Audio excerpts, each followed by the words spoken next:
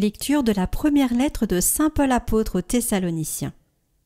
Frères, pour ce qui est de l'amour fraternel, vous n'avez pas besoin que je vous en parle dans ma lettre, car vous avez appris vous-même de Dieu à vous aimer les uns les autres, et c'est ce que vous faites envers tous les frères de la province de Macédoine.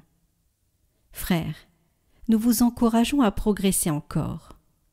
Ayez à cœur de vivre calmement, de vous occuper chacun de vos propres affaires et de travailler de vos mains comme nous vous l'avons ordonné.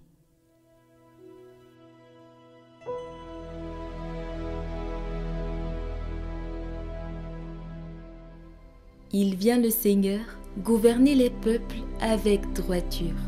Chantez au Seigneur un chant nouveau, car il a fait des merveilles. Par son bras très saint, par sa main puissante, il s'est assuré la victoire. Que résonne la mer et sa richesse, le monde et tous ses habitants.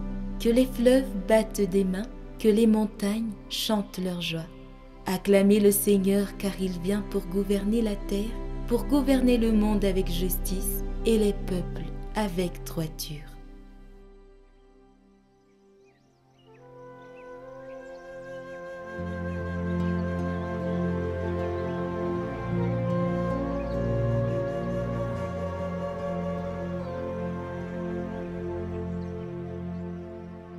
Évangile de Jésus-Christ selon saint Matthieu. En ce temps-là, Jésus disait à ses disciples cette parabole.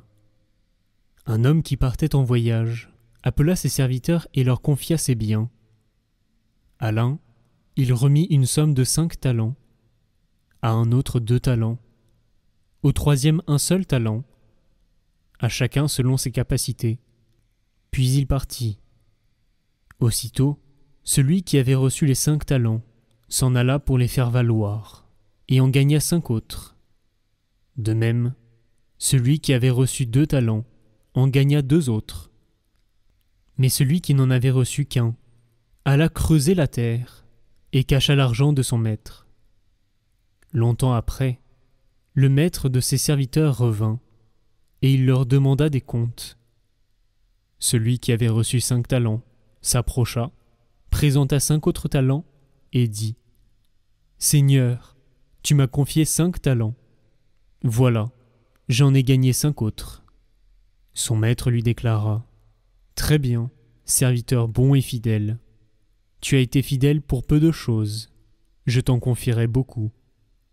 Entre dans la joie de ton Seigneur. » Celui qui avait reçu 2 talents s'approcha aussi et dit « Seigneur, tu m'as confié 2 talents. Voilà, j'en ai gagné 2 autres. » Son maître lui déclara « Très bien, serviteur bon et fidèle. Tu as été fidèle pour peu de choses. Je t'en confierai beaucoup. Entre dans la joie de ton Seigneur. » Celui qui avait reçu un seul talent s'approcha aussi et dit « Seigneur, je savais que tu es un homme dur. Tu moissonnes là où tu n'as pas semé. Tu ramasses là où tu n'as pas répandu le grain. J'ai eu peur, et je suis allé cacher ton talent dans la terre. Le voici, tu as ce qui t'appartient. » Son maître lui répliqua « Serviteur mauvais et paresseux, tu savais que je moissonne là où je n'ai pas semé, que je ramasse le grain là où je ne l'ai pas répandu.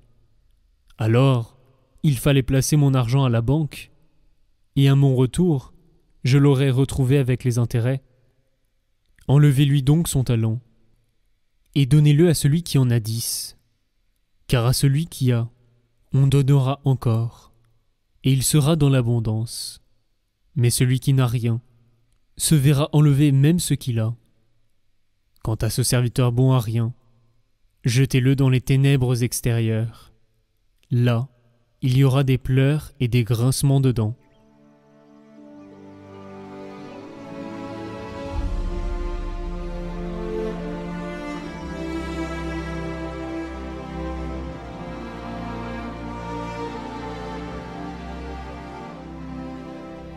Un jour, dans un petit village, un artisan transmit à son apprenti une pièce de bois très ordinaire. Le jeune, un peu déçu, demanda « Qu'est-ce que tu veux que je fasse de cette bûche ?» L'artisan lui répondit « Mets-y ton temps, ton souffle et tes mains. Le bois te rendra ce que tu lui auras donné.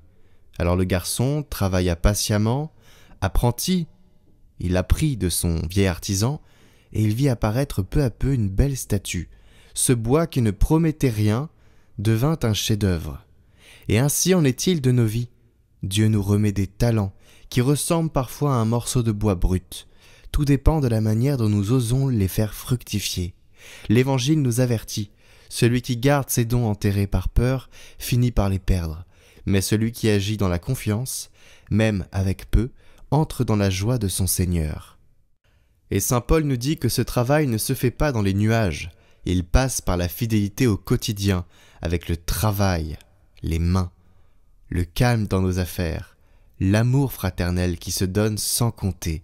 C'est ça le travail de nos mains que nous pouvons faire dans notre quotidien. Alors posons-nous. Qu'ai-je fait de ce morceau de bois que Dieu m'a confié? L'ai-je laissé dormir dans la terre par crainte?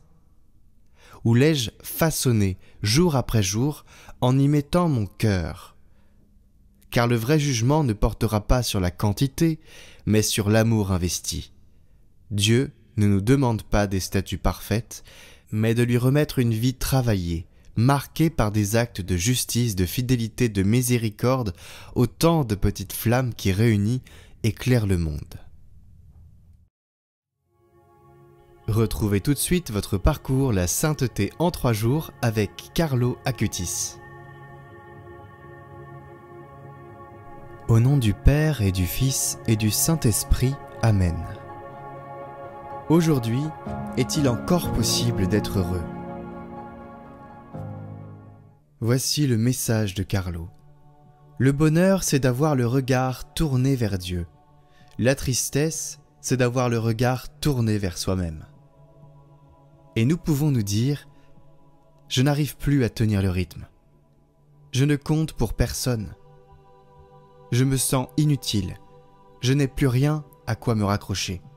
Je vois tout en négatif. » Et Carlo Acutis nous répond « La joie, c'est de donner à Dieu plus de place dans ton âme que le côté humain et décourageant de l'existence. »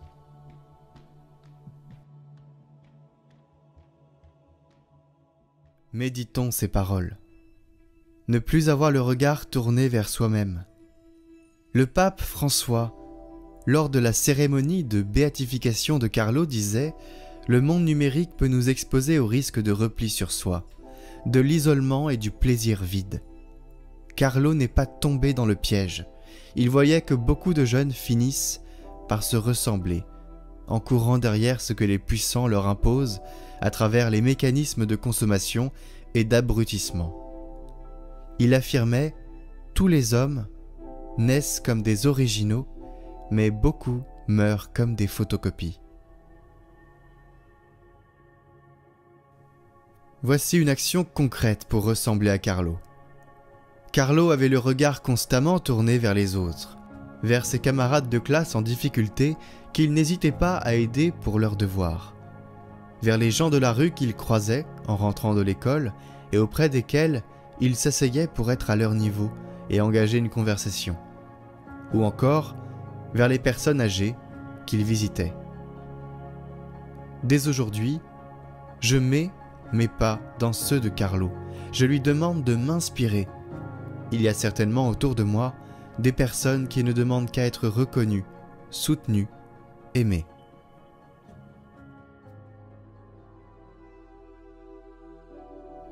Carlo, donne-moi le désir du ciel.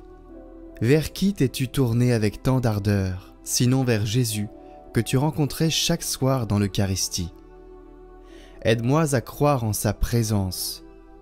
Dans ta montgolfière, tu es monté si vite. Tu as laissé derrière toi tout ce qui t'entravait sur le chemin de Dieu. Apprends-moi à me détacher de ce qui alourdit mon âme.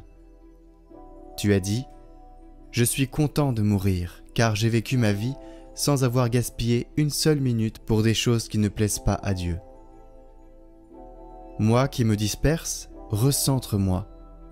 Tu as dit, on vient au monde comme des originaux, mais on meurt trop souvent comme des photocopies. Moi qui m'endors, réveille-moi.